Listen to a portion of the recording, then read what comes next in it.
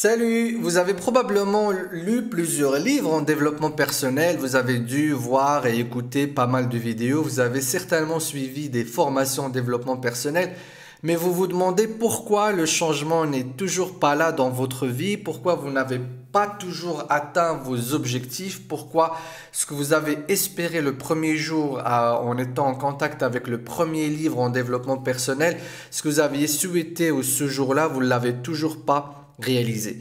Si c'est le cas, c'est parce que vous n'avez pas encore pu bien profiter du développement personnel et surtout que vous n'avez pas pu aborder vos problèmes directement grâce aux différents volets qui composent le développement personnel. Nous allons parler de tout cela dans cette vidéo, donc je vous dis à tout de suite.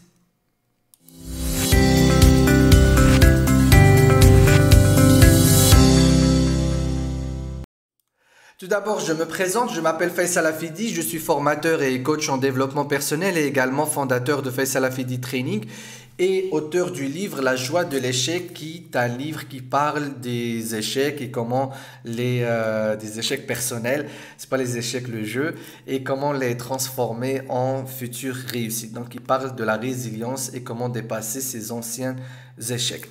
Donc, je vais parler dans cette vidéo d'un problème assez récurrent. J'ai rencontré pas mal de personnes qui venaient à des formations au tout début de ma carrière et qui ont disparu de la circulation. Et quand je demande pourquoi, en fait, ils me disent, voilà, j'ai fréquenté pas mal de formations, j'ai lu pas mal de livres et je sens pas que ma vie a vraiment changé. Ou en tout cas, j'ai eu toujours des problèmes que je n'ai toujours pas résolus. Et je me suis dit que peut-être le développement personnel ne marche pas. C'est un problème que j'ai abordé pas mal de fois avec d'autres confrères, avec d'autres coachs. Et on s'est rendu compte en fait qu'il y a un vrai problème dans l'organisation de cette discipline qui est le développement personnel, qui fait que les personnes en fait quand ils veulent travailler sur eux-mêmes, ils ne passent pas forcément par les bons chemins, ils ne prennent pas forcément les bons livres, ils ne vont pas aller vers les bonnes formations. C'est pas de leur faute et c'est pas de la faute non plus des formateurs parce que comme je l'ai expliqué dans une vidéo précédente, le développement personnel étant une discipline assez récente, il n'est pas encore assez bien organisé en spécialité pour vraiment aller vers un volet ou une spécialité qui permettra de résoudre un problème précis. Quand on prend la médecine, il y a la médecine généraliste et ensuite il y a la médecine spécialisée. Donc quand on a des problèmes de cœur, on va vers un cardiologue. Quand on a des problèmes de tête, on va vers un neurologue. Quand on a des problèmes de foie, bien, on va vers un spécialiste du foie et ainsi de suite. Donc l'idée c'est que, et la même chose dans le domaine par exemple de la finance, ou la gestion ou l'économie de manière générale.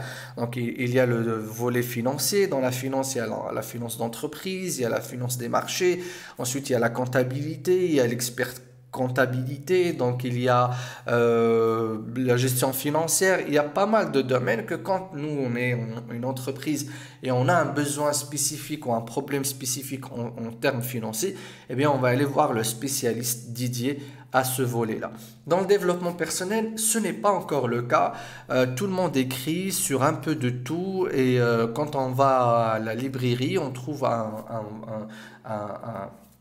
un espace qui s'appelle développement personnel ou santé, et à la rigueur on peut voir un autre espace qui s'appelle spiritualité, mais on n'a pas tous les volets du développement personnel. Donc quand on va piquer un livre, quand on va aller vers une formation, elle va traiter un sujet qui est peut-être en décalage avec ce que nous voulons. Par exemple, je suis une entreprise, j'ai des problèmes de comptabilité, eh bien je vois une formation sur la finance des entreprises ou la finance des marchés, eh bien je vais aller la faire. On va parler argent, on va parler gestion de portefeuille, mais on ne va pas attaquer mon problème directement qui est celui de la comptabilité. Alors je vais être content, satisfait par moment, mais après le problème va ressurgir. Donc c'est pour ça que dans cette vidéo, j'aimerais vous partager les différentes spécialités que personnellement j'ai découvert. J'ai essayé de faire un classement des différentes spécialités, des différents volets dans lesquels le développement personnel œuvre. Et donc pour faire cela, ça a été un peu compliqué au début, mais après ce que j'ai fait, je suis passé par ma propre bibliothèque. Donc j'ai réuni tous mes livres et je les ai posés. Et ensuite, j'ai commencé à les classer selon le thème principal du livre et selon la problématique que ce livre gère. Donc, j'ai commencé par 5 volets qui se sont dégagés dès le début. Et avec le temps, je suis arrivé à 11 volets.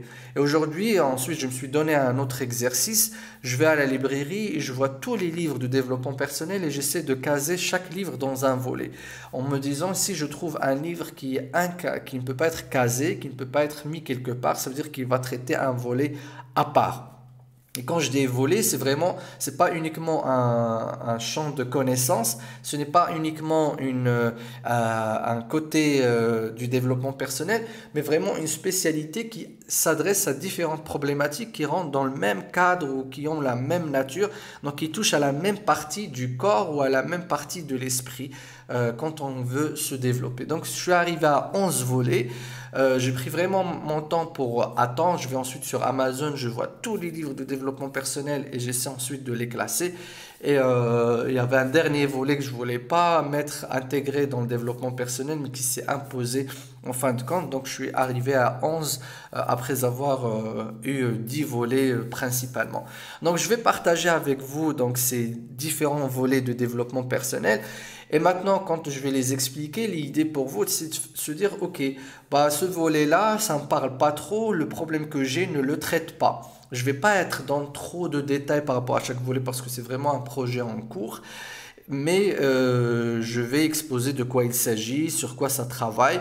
Et comme ça, pour vous, vous allez vous dire, ok, bah, ça me parle. Donc, si je vais aller acheter un livre, je dois l'acheter sur ce volet-là. Et si je parle d'un autre volet et vous dites non, je suis assez satisfait de moi-même par rapport aux problématiques, aux compétences que permet de développer cette spécialité ou ce volet-là, donc vous n'en avez pas besoin. Et vous allez voir que souvent, quand on va à la librairie, on achète les livres qui correspondent aux volets sur lesquels nous sommes déjà satisfaits. C'est-à-dire, en fait, on achète un peu ce qui va nous faire plaisir, ce qui va nous renforcer un peu dans nos croyances et dans notre façon d'être. Mais souvent, les problèmes qui font mal, qui touchent à des choses assez sensibles en nous, eh bien, on les évite. Et des fois, on achète les livres, on les commence et on ne les termine pas parce que c'est là où ça touche à quelque chose qui nous fait mal et qui va nous faire mobiliser vers une nouvelle dimension ou un nouveau changement. Donc on va commencer donc par traiter les volets un par un. Donc le premier volet du développement personnel, alors je ne vais pas les donner par ordre d'importance, mais je vais juste les donner par ordre on va dire du fait qu'ils sont répandus jusqu'à des choses qui sont un peu moins répandues. Mais quoique, bon, c'est pas en fait un ordre, mais je vais juste donner des numéros pour que je me rappelle à quel volet je suis.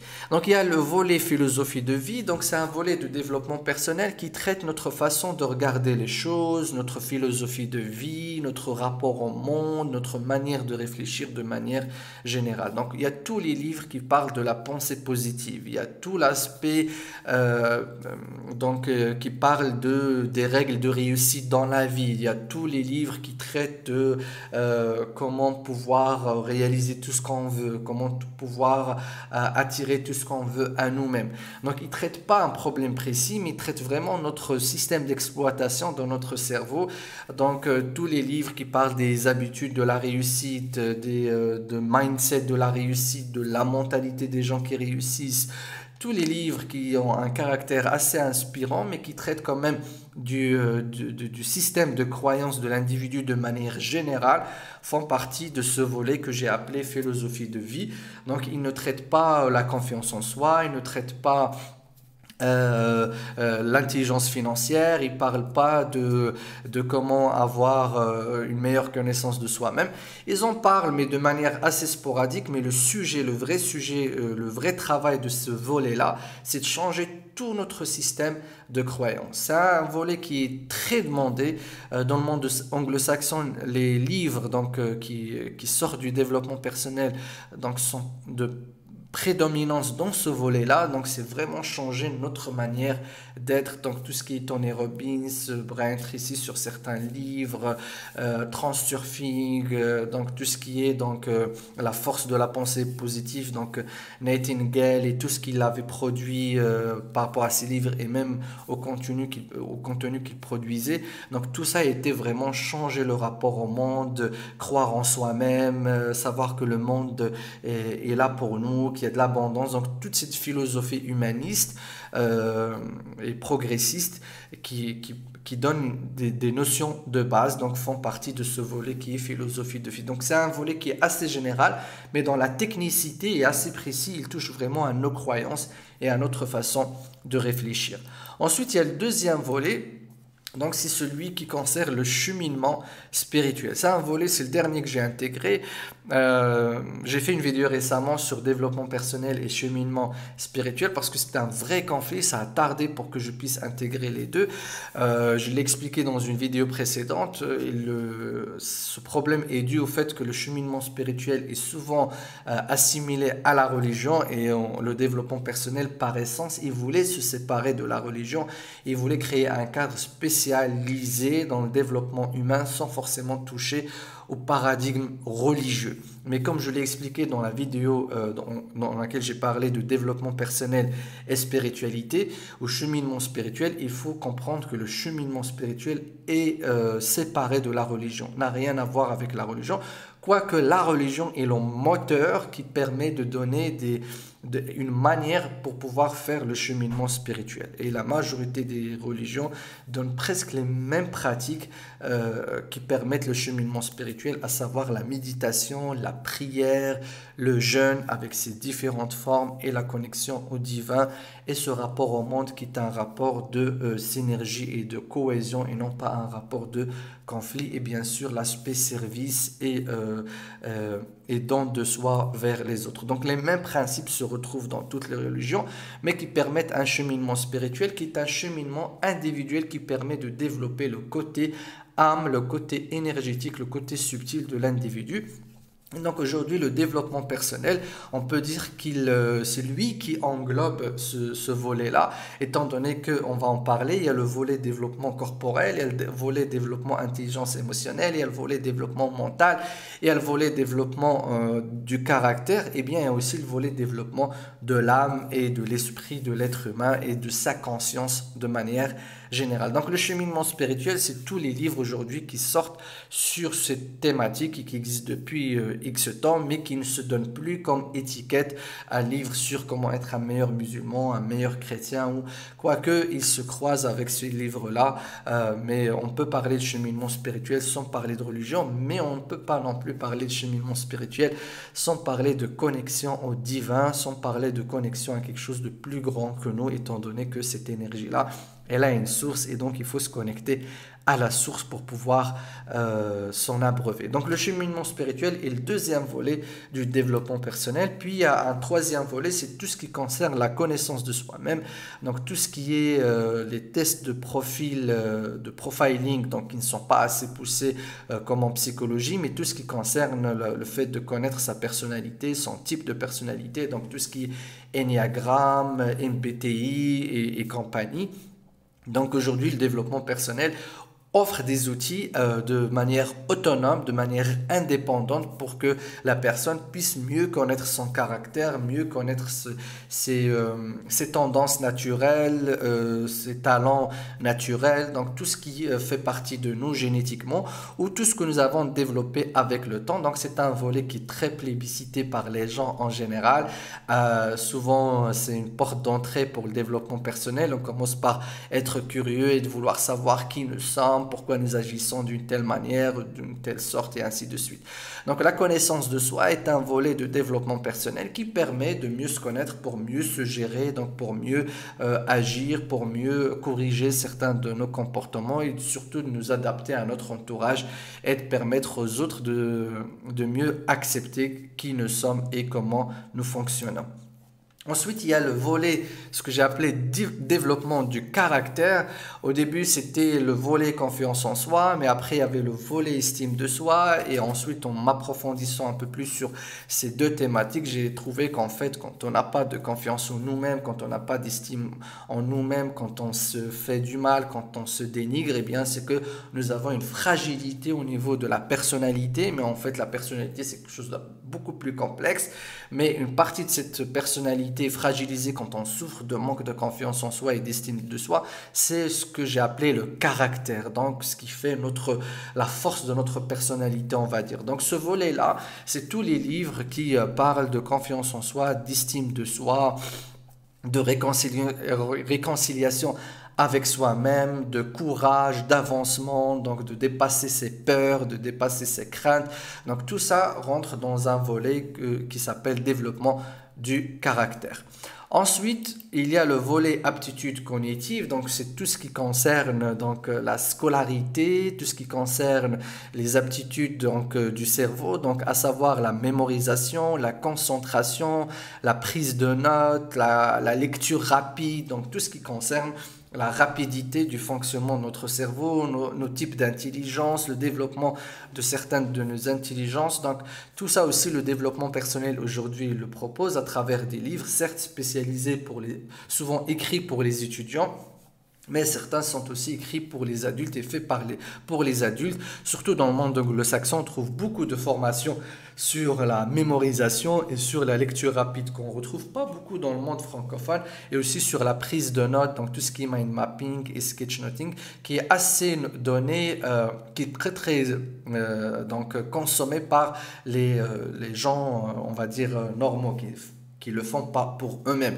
Dans le monde francophone, ces formations ne trouvent pas beaucoup d'écho, à peine dans le monde estudiantin, mais ça reste quelque chose d'assez faible. Et donc, ce qu'on fait dans le coaching scolaire, c'est ce volet-là qui est assez développé avec celui du développement du caractère, et un autre volet que je vais exposer bientôt. Donc c'est ça qui fait les volets principaux du coaching scolaire. Ensuite, on a tout ce qui est communication et intelligence sociale, donc tout ce qui est prise de parole en public, comment convaincre, influencer, ne pas être influencé, technique de persuasion, donc technique de création de relations, de réseautage. Donc le développement personnel propose également pas mal de livres et donc une assez large littérature pour développer sa communication et son intelligence sociale. Donc ça, c'est un autre volet du développement personnel. Ensuite, on a tout ce qui est intelligence émotionnelle, oui, qui s'est imposé très récemment, donc on va dire les 30 dernières années.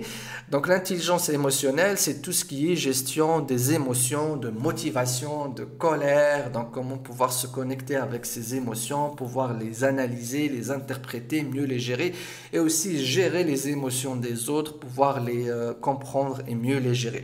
C'est très proche de l'intelligence sociale et communication, mais en fait ça s'en sépare parce que on utilisera l'intelligence émotionnelle pour mieux communiquer, pour mieux influencer et persuader, mais en même temps, on doit l'utiliser pour mieux gérer ses propres émotions. Donc, c'est pour ça que j'ai mis ce volet de côté, qui est aussi proche du volet développement du caractère, mais dans l'intelligence émotionnelle, on ne parle pas du tout de confiance en soi ou d'estime de soi. C'est vraiment la gestion de nos émotions qui font partie de tout ce que nous ressentons toute la journée. Ensuite, on a le volet qui est très demandé par les gens qui travaillent en général, c'est tout ce qui est donc gestion du temps, efficacité, productivité, performance, instauration des habitudes. Donc ça aussi, c'est un volet à part dans le développement personnel qui a aussi eu beaucoup de livres dans ce sens, surtout dans le monde anglo-saxon, un peu moins, beaucoup moins dans le monde francophone. Donc on a cette idée que la productivité est un peu contradictoire avec l'équilibre de vie et l'efficacité. Bon, c'est un autre souci culturel, mais la productivité est un volet qui est très important dans le développement personnel. On peut développer ses capacités à mieux gérer son temps et à travailler plus efficacement. Il y a aussi un autre volet qui est celui de l'intelligence financière. Donc il y a beaucoup de livres aussi dans ce sens. Donc comment gérer son argent, comment pouvoir donc mieux investir, comment avoir de la liberté financière, comment pouvoir donc profiter de ce que le système de société propose aujourd'hui pour pouvoir donc fructifier ses gains, pour pouvoir donc avoir un patrimoine, ne pas subir donc le système économique actuel et ainsi de suite. Donc pas mal de choses qui permettent de développer notre intelligence financière. Ensuite, il y a tout ce qui est prise de décision. C'est un volet qui n'est pas beaucoup traité dans le développement personnel, mais que j'aimerais bien voir un jour être assez développé. La prise de décision, je la considère un des éléments les plus importants, un des éléments qui sont très importants, je ne veux pas faire de classement, mais qui sont très importants dans le développement personnel parce que, mine de rien, quand on dit j'avance dans la vie, quand on dit je progresse, quand on dit je régresse, on dit que j'ai des problèmes dans la vie, c'est que j'ai pris de bonnes ou de mauvaises décisions. Et l'art de prendre des décisions, c'est un art qui n'est pas encore assez répandu. Donc, il n'y a pas beaucoup de livres dans ce domaine-là. Il y en a vraiment très, très rarement. Certains livres qui parlent de philosophie de vie invoque souvent l'importance de faire attention aux décisions que nous prenons, mais l'art de prise de décision est assez développé dans le management, dans tout ce qui est donc finance surtout, et aussi dans tout ce qui est des études qui vont vers tout ce qui est planification stratégique. Mais les techniques de prise de décision, quand on les découvre, elles sauvent la vie. Quand on découvre quel profil nous avons de décideurs, pourquoi nous prenons certaines décisions, nous ne prenons pas d'autres, comment nous faisons pour les prendre, c'est incroyable comment ça nous permet ensuite de prendre de meilleures décisions. Donc je considère cela un volet très important, même si j'ai vraiment très très peu de livres dans ce sens. Ensuite, il y a tout le volet, ce que j'ai appelé l'intelligence corporelle. Alors, c'est tout ce qui concerne la nutrition, mais pas pour faire un régime, mais juste une culture générale. Aujourd'hui, on parle d'une certaine culture générale nutritionnelle. Donc, savoir quoi manger, savoir quoi ne pas manger, savoir quand manger. Donc, avoir une certaine culture générale par rapport aux nutritions, sans être obsédé par un certain profil nutritionnel précis. Mais disons que, donc là on rentrera dans le domaine de la nutrition et ce n'est pas l'objectif, ça c'est une autre spécialité à part. Mais quand on développe une culture nutritionnelle, et beaucoup de livres aujourd'hui proposent de vulgariser le domaine de la nutrition, de vulgariser donc les connaissances acquises aujourd'hui dans ce domaine pour qu'elles soient donc données à tout le monde, pour que chacun de nous puisse avoir une culture nutritionnelle et sportive également. Donc quand faire de sport, quand est-ce qu'il faut le faire, comment il faut le faire, les différents types de sport, leur importance.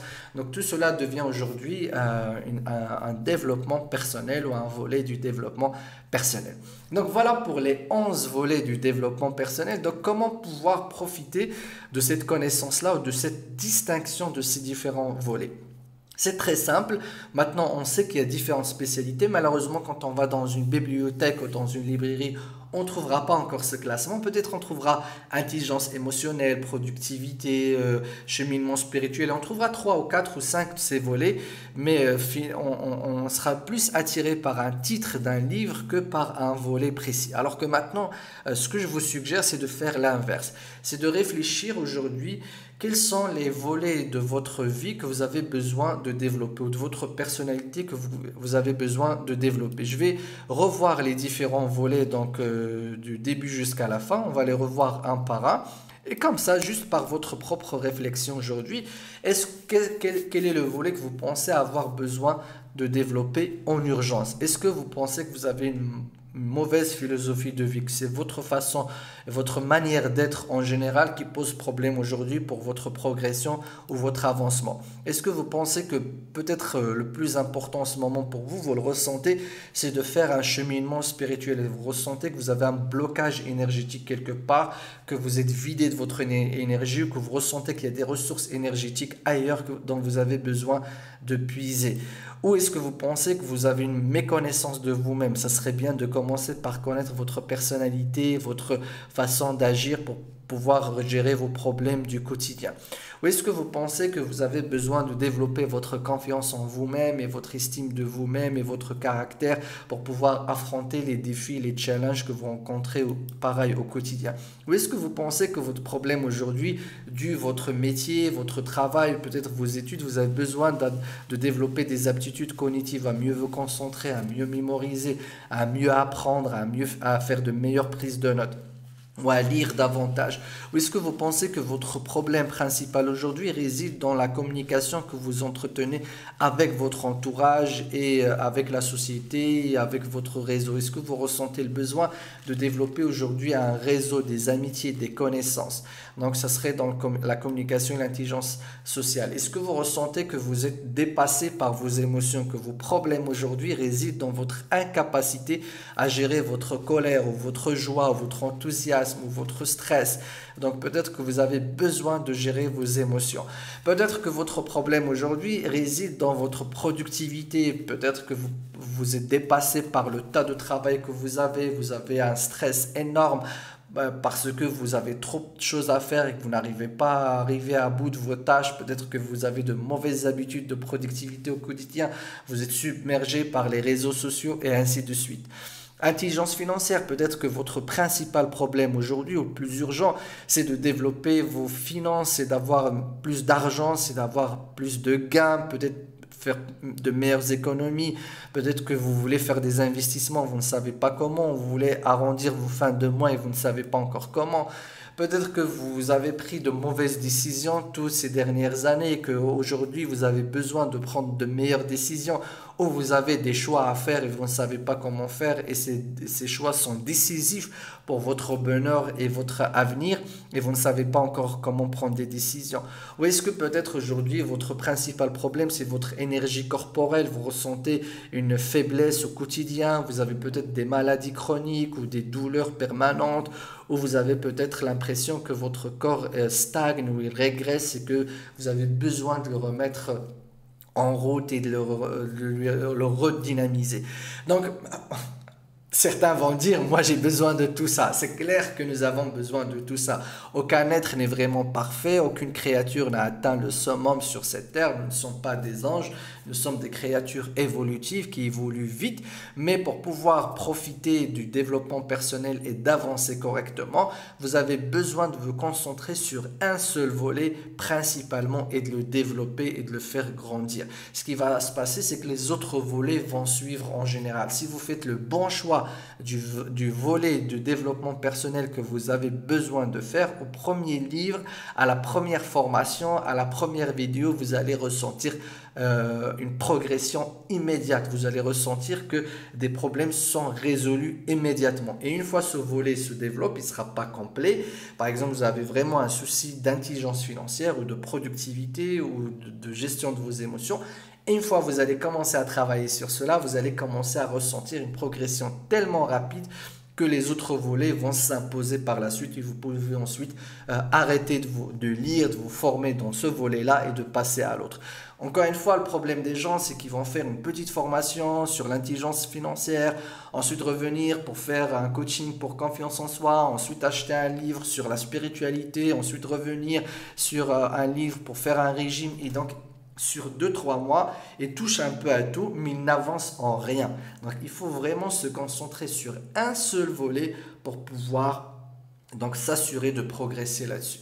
Alors ce que je pourrais faire dans une prochaine vidéo, c'est de vous proposer quelques livres par volet. Comme ça, c'est pas pour vous dire que ce sont les livres à lire, mais vraiment pour vous orienter vers des titres ou vers des types de titres pour que vous ayez encore une meilleure prise de conscience par rapport au volet dont vous avez besoin et qui pourra vous permettre de progresser. Je voulais le faire dans cette vidéo, mais ça va être un peu lent. Et donc aujourd'hui, c'est une prise de contact avec cette façon de voir le développement personnel et d'en tirer profit. Dites-moi ce que vous en pensez, si vous avez des questions, si vous êtes d'accord. Donc ça, c'est une organisation du développement personnel que nous avons fait ici à Faisal Hafidi. Donc on a créé une bibliothèque où on a vraiment dégagé tous ces volets, on a classé tous les livres donc par volet, et à chaque fois donc nous faisons de nouvelles acquisitions de livres, donc nous les mettons un par un dans chacun des volets. Jusqu'à maintenant, nous n'avons aucun livre qui est resté en dehors de ces volets, et quand on prend un volet précis, c'est agréable parce qu'on trouve que vraiment tous les livres, malgré des fois les titres qui peuvent être divergents, mais on trouve qu'ils traitent le même problème. Le projet par la suite, ou la suite de ce projet, c'est de vraiment essayer de faire un travail où pour chaque volet, on peut mettre en place les compétences précises qui sont développées par ce volet-là et les problématiques qui sont développées par ce volet. Mais si vous voulez participer, poser des questions, si vous avez des réflexions, si vous avez donc des idées par rapport à cela, n'hésitez pas à les inscrire en bas de cette vidéo. On pourra en faire des vidéos, d'autres vidéos, répondre par commentaires ou même faire des directs si vous souhaitez pour en discuter davantage, parce que c'est encore une fois un projet de réflexion qui est en cours et qui est ouvert, qu'on pourra partager. Sur la page de faisalafidi.net, on va mettre dans la partie à propos donc notre bibliographie par rapport à tous ces volets-là et le classement que nous avons mis en place pour que si vous avez des livres ou des questions ou s'il y a des failles dans cette réflexion, on pourra en être au courant à travers vos réflexions, vos critiques et votre retour. Sinon, pour la formation, donc pour nos formations, vous pouvez les trouver sur Faisal Hafidi Training ou faisalhafidi.net. Nous proposons une série de formations en ligne sur les différents volets de développement personnel. Et ici, vous allez voir, donc chacune des couleurs ici représente un volet précis. Il n'y a pas encore tous les volets, mais notre ambition, c'est de proposer des formations sur les 11 volets. Et pour les personnes qui voudraient s'inscrire à la formation Master Coach scolaire, les inscriptions sont toujours ouvertes.